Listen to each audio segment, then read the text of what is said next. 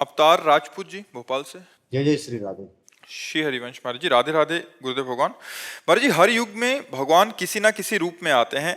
राधा नाम कई युगों से चलता आ रहा है, लेकिन राधा नाम की इतनी महिमा और एक संत के प्रति इतनी भीड़ और श्रद्धा कभी नहीं देखने को मिली, और ना ही केवल राधा नाम सुनकर लोगों को इतनी गति से बदलते हुए देखा है।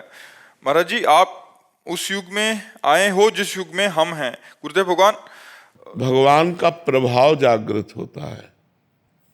भगवान तो सबके हृदय में है, तो भगवान का प्रभाव जागृत होता है। जैसे वही बात आप जानते हैं, आप बोलें तो उसका प्रभाव नहीं पड़ेगा, और इनके वाणी में भगवान जागृत हो चुके हैं, तो वही बात ये बोलेंगे तो हजारों लोगों के ऊपर प्रभाव पड़ जाएगा।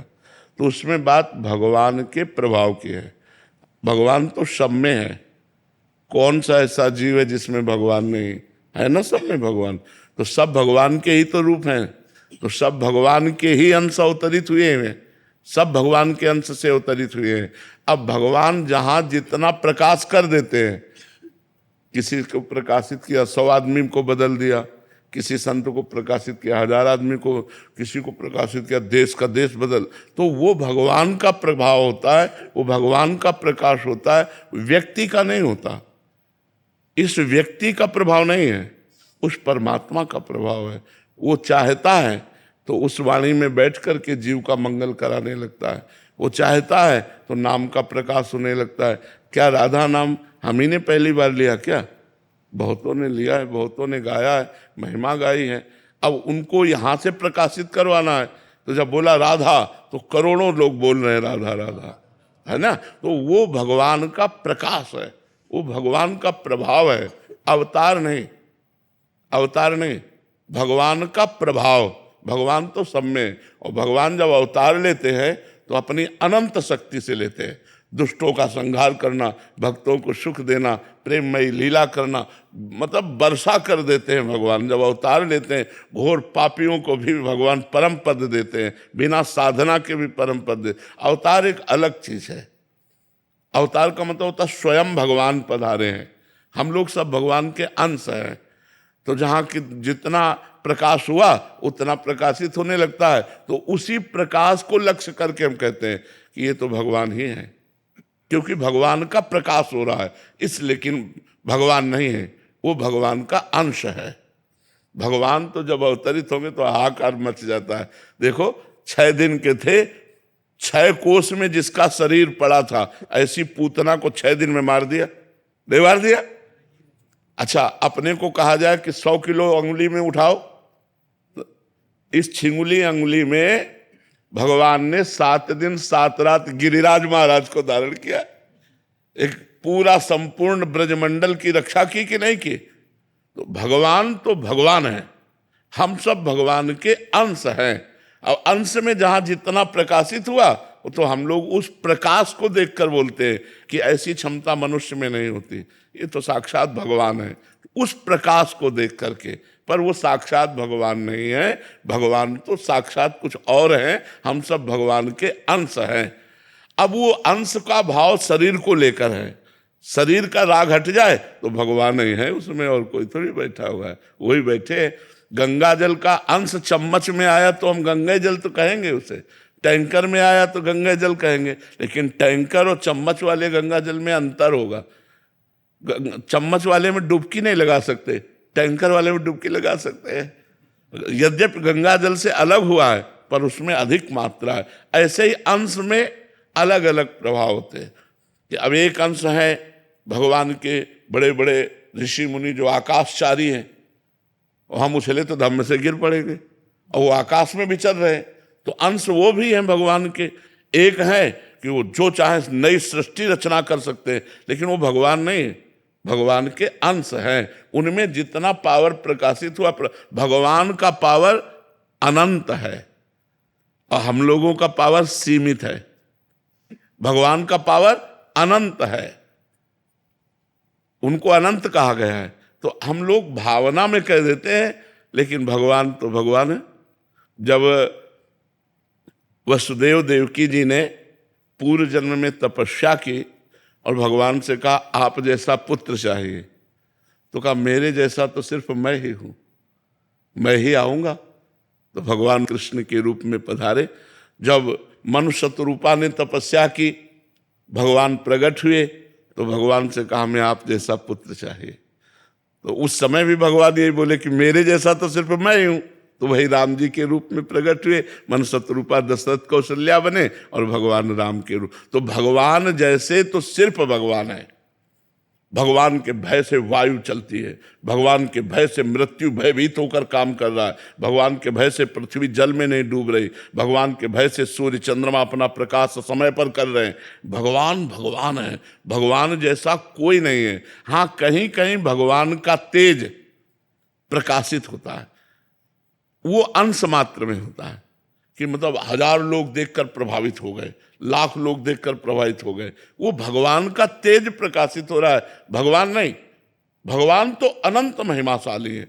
जितने ब्रह्मांड हैं ये भगवान के एक रोमकूप में है, इतने महान भगवान हैं। देख रावा माते तिन अद्भुत रूप अखंड, रोम रोम प्रतिलागे कोटि कोटि ब्रह्मांड। जैसे गूलर के फल में दाल ऐसे झुके और उसमें 10 गूलर लगी है, ऐसे एक रोमकूप में 10 ब्रह्मांड, लाखों ब्रह्मांड है। और उस ब्रह्मांड में एक ब्रह्मांडीय मृत्युलोक है, और इस मृत्युलोक में कितने जीव है। अब भगवान की महिमा सिर्फ भगवान, भगवान जैसा कोई नहीं। हाँ, भगवान का जहां प्रकाश, किसी की वाणी में प्रकाश, किसी के चेहरे में प्रकाश, किसी की भुजाओं में बल रूप से प्रकाश, अलग अलग, किसी के माइंड में प्रकाश, अलग अलग प्रकाश दिए हुए हैं। तो भगवान का ही सब। अब देख लो, भगवान का प्रभाव है तो वैज्ञानिकों ने क्या क्या नहीं बना दिया। भगवान ने ही तो पावर दिया वैज्ञानिक को माइंड का। अब एक कील फेंको ऐसे ऊपर, वो धम्म से नीचे गिर जाएगी और सैकड़ों आदमियों को बैठाल के हवाई जहाज उड़ता है। नहीं उड़ता है, वो भी तो धातु का ही तो बना होता है और हवाई जहाज उड़ता है। तो ये सब किसने दिया? भगवान ने ही तो दिया। सबको माइंड भगवान ने ही दिया। हम एक साइकिल की चैन उतर जाए तो चढ़ाना मुश्किल पड़ जाता है, क्योंकि हमारी तमीज उतली है, और एक आदमी की हवाई जहाज उड़ा रहा है। तो भगवान ने माइंड का विकास किया है, भगवान ने अपना अपना प्रभाव रखा है कि उसकी वाणी बोले तो हजारों का परिवर्तन हो जाए। वो भगवान उसकी वाणी में प्रभाव प्रकाशित करते हैं, ना कि वो भगवान है। भगवान तो अद्वितीय है, भगवान जैसे तो सिर्फ भगवान है। जैसे कालिया नाग पूरा काली दह जहर से तपता था, गौं ने और ग्वाल बालों ने पी लिया तो सब मर गए। भगवान ने उसी काली दह के जहरीले पानी में कूदकर सैकड़ों फण वाले काली नाग को रौंद डाला, उसके फणों पर चढ़कर नाचा, उसने डसा। भगवान को क्या फर्क पड़ा? कुछ नहीं पड़ा। आखिरकार वो चरणों में गिर करके रमणक द्वीप में आज भी वास करता है। तो विचार करो, भगवान की समानता, भगवान की समानता कौन कर सकता है? विश्व में जिसे परास्त नहीं कर सकता था ऐसा कंस था, इतना बलवान था कि जरासंध ने अपनी 2 बेटियों का ब्याह किया। जरासंध अद्वितीय योद्धा था, मतलब हजारों राजाओं को कैद किए था भैरव बलि देने के लिए, हजारों राजाओं को कैद किए था। भगवान ने उनको छुड़ाया। तो कंस को भगवान ने बाल पकड़ के घसीटा, 11 वर्ष की अवस्था थी, बाल पकड़ के घसीटा, मंच पे पटक दिया, ऊपर कूदे, मर गया जान से। 11 वर्ष के बालक में इतनी सामर्थ्य। अघासुर, बकासुर, धेनुकासुर, प्रलंबासुर, कितने मुष्टिक क्षाणों मार मार के 60,000 हाथियों का बल लगता था, कोलिया पीड़ हाथी, तो ऐसे सूर पकड़ के खिलौने की तरह पटक दिया, मर गया। भगवान जैसे भगवान भगवान जैसा कोई हो ही नहीं सकता, उनके अंश हैं। अब किसी में तेज प्रकाशित है, वाणी में, बुद्धि में, बल में, बोले यार ये तो साक्षात भगवान है। नहीं, भगवान का अंश है। एक अंश भगवान के सूर्य है, तो पूरे आप विश्व में कहीं घूमिए और सब जगह प्रकाश यही दे रहे हैं, जहां देखो वहीं अपने सामने नजर आएंगे। एक अंश से भगवान से माया पूरी, एक शक्ति है माया, ऐसी अनंत शक्तियों के स्वामी भगवान है। तो भगवान जैसा तो सिर्फ भगवान है। हाँ, ये वो चयन खुद ही करते हैं किसमें ये प्रकाश दे? हाँ, ये उनका अपनी कोई इसमें गतिमति काम नहीं करती। अलग अलग वैभव भगवान प्रकाशित किए, अपनी अपनी क्षमता के अनुसार भगवान वहाँ पावर दे दिए, जैसे जैसे कर्म के अनुसार क्षमता है वैसा प्रकाश हो रहा है। तो भैया भगवान जैसे तो सिर्फ भगवान है, और भगवान का अवतार जब होता है तो कभी कभी होता है, जैसे अभी पीछे द्वापर में हुआ था कृष्ण अवतार।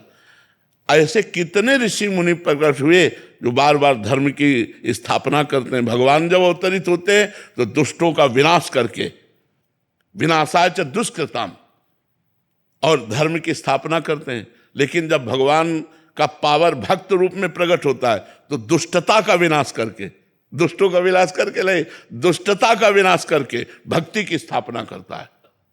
तो भगवान से भी श्रेष्ठ माना गया भगवान का भक्त, क्योंकि भगवान तो सीधे दुष्ट का विनाश कर दिए, और वो दुष्ट का विनाश नहीं किए, बड़े बड़े दुष्टों की दुष्टता का विनाश करके उनको साधु बना दिया, उनको भक्त बना दिया। इसलिए मोरे मन प्रभु से विश्वासा, राम ते अधिक राम कर दासा। क्योंकि भगवान का भक्त कृपा करके मारा नहीं, उसकी दुष्टता को मार दिया और महात्मा बना दिया। श्री जी स्वयं प्रकाशित होती है या अपने सहचर्यों को भेजेंगे जिससे प्रकाश हो उनकी? देखो, ना सहचरी आई है और ना श्री जी स्वयं आई है। श्री जी की कृपा दृष्टि हुई है। अभी श्री जी का महात्म तो ये तो उनका महात्म सुना रहे लालजू का, और ऐसे लालजू जिनके चरणों में मुकुट रखते हैं वो हमारी महारानी जो है। श्री जी की कृपा दृष्टि, कृपा कोर मात्र होने से ये प्रभाव है। ये श्री जी की कृपा कोर का प्रभाव है। श्री जी कृपा कोर कर दिए, जरा सी प्रभाव ही प्रभाव दिखाए। श्री जी की सहचरी आई हरिदास जी के रूप में, श्री जी की सहचरी आई हरिराम व्यास जी के रूप में, श्री जी की सहचरी आई हरिवंश महाप्रभु के रूप, ये सहचरी आई। और जब श्री जी पधारती है तो फिर लुटता है रिद्धियाँ सिद्धियाँ सब मारी घूमती गलियों में, बरसाने में रिद्धियाँ सिद्धियाँ, भक्ति सब नृत्य करती, क्योंकि महारानी जो पधारी आज भी है, पर वो दृष्टि हमारी नहीं है इसलिए हम देख नहीं पाते। महारानी जो तो अब ये सबसे अलग बात है। आगम निगम पुराण अगोचर, आगम निगम पुराण सब चर्चा बंद। जब लाडली जी की बात आएगी तो बहुत वो अलग होगी, वो अलग बात होगी। उनको बहुत ऊंचा प्रकाश होगा। अरे उनको जो लालजू को अधीन किए हुए हैं, आप सोचो, जाके अधीन सदाई सांवरो या ब्रज को सिरताज, हमारे माई श्यामाजू को राज। तो ये ब्रज क्षेत्र है, ये वृंदावन धाम है, महारानी का घर है। महारानी का देखो यहाँ का जैसा प्रभाव कहीं आप नहीं देखोगे। यहाँ एक अलौकिक आकर्षण है, एक अलौकिक आनंद है, एक अलौकिकता है, नहीं है। और चाहे यहाँ का जो वासी है, चाहे जहाँ वो सीमा के बाहर निकलेगा तो उसके प्राण व्याकुल हो जाएंगे। भैया हम बरसाने के बिना नहीं रह सकते, हम वृंदावन के बिना नहीं रह सकते, हम ऐसे, मतलब कुछ है ऐसा, कहा नहीं जा सकता, पर जो हमारे हृदय को पकड़ लिया है, अब हम जी नहीं सकते। अब हम राधा नाम के बिना जी नहीं सकते, वृंदावन धाम के बिना जी नहीं सकते, ब्रज धाम के बिना जी नहीं सकते। ये